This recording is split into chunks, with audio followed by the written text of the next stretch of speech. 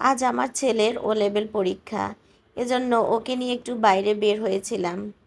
পরীক্ষার হলে যাব এজন্য। আসসালামু আলাইকুম, সবাই কেমন আছেন? আশা করি আল্লাহর রহমতে সবাই ভালো আছেন।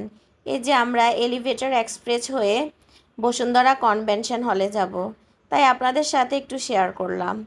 এখানে আসার সময় বার্গার নিয়ে আসছিলাম, ওরা বার্গার খাবে। তারপর আমি রান্নার আয়োজনে চলে গেলাম। এখানে আমি মিষ্টি কুমড়া ভাজি করতেছি।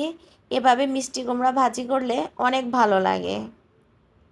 আমি প্রথমে মিষ্টি কুমড়াটাকে ধুয়ে কেটে তারপরে হলুদ মরিচ লবণ দিয়ে হালকা তেলে ভেজে নিয়েছি। তারপর এভাবে পেঁয়াজের উপরে শুধু ভুনা করে নিলাম।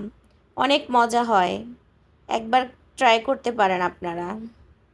দেখবেন একবার ট্রাই করলে বারবার এই ভাজিটা খেতে ভালো লাগবে, মন চাইবে করার জন্য। তো রান্নাটা কেমন হয়েছে দেখতে অবশ্যই জানাবেন। তারপর আমি আরেকটু ভেজে নেড়ে ছেড়ে একটু ব্রাউন কালার করে নিচ্ছি, ভাজা ভাজা করে নিচ্ছি। এই মিষ্টি কুমড়া ভাজি দিয়ে অনায়াসে আপনারা 1 প্লেট ভাত খেয়ে নিতে পারবেন।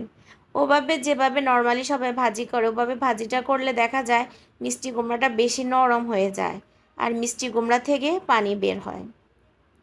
এভাবে যদি আপনারা মিষ্টি কুমড়াটা ভাজি করেন তাহলে একটুও পানি বের হবে না, বরং টান টান থাকবে, খেতেও ভালো লাগবে। যদি আপনারা বলেন তাহলে একদিন আমি ফুল রেসিপি দিব মিষ্টি কুমড়া ভাজির, কিন্তু আজকে তো ফুল রেসিপি দেয়নি, কারণ আজকে আমার তাড়াহুড়া ছিল। আমি আমার ছেলেকে নিয়ে বাইরে থেকে আসছি মাত্র। তারপর এখানে আমি মাছগুলা ভেজে নিচ্ছি। রুই মাছগুলা আমি মূলা দিয়ে মাছ দিয়ে রান্না করব। মূলা দিয়ে মাছ দিয়ে রান্না করলে মন্দ লাগে না, মোটামুটি ভালোই লাগে।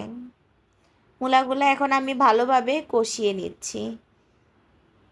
নর্মালি যেভাবে আমরা সব রকমের মশলা দিয়ে তারপরে হলুদের গুঁড়া, মরিচের গুঁড়া, লবণ, ধনিয়ার গুঁড়া এগুলো দিয়ে তারপর আমি এখন ভালোভাবে কষিয়ে নিচ্ছি।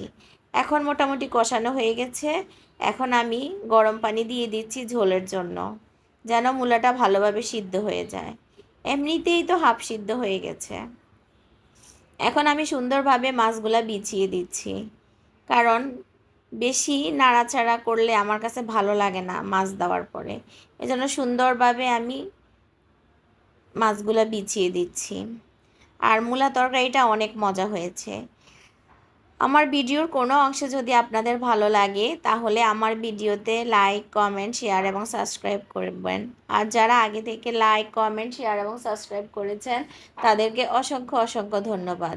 আর যারা আমার ভিডিও দেখেন কিন্তু ভালো লাগে না, একটু একটু করে দেখার চেষ্টা করবেন, দেখবেন একদিন না একদিন অবশ্যই ভালো লাগবে।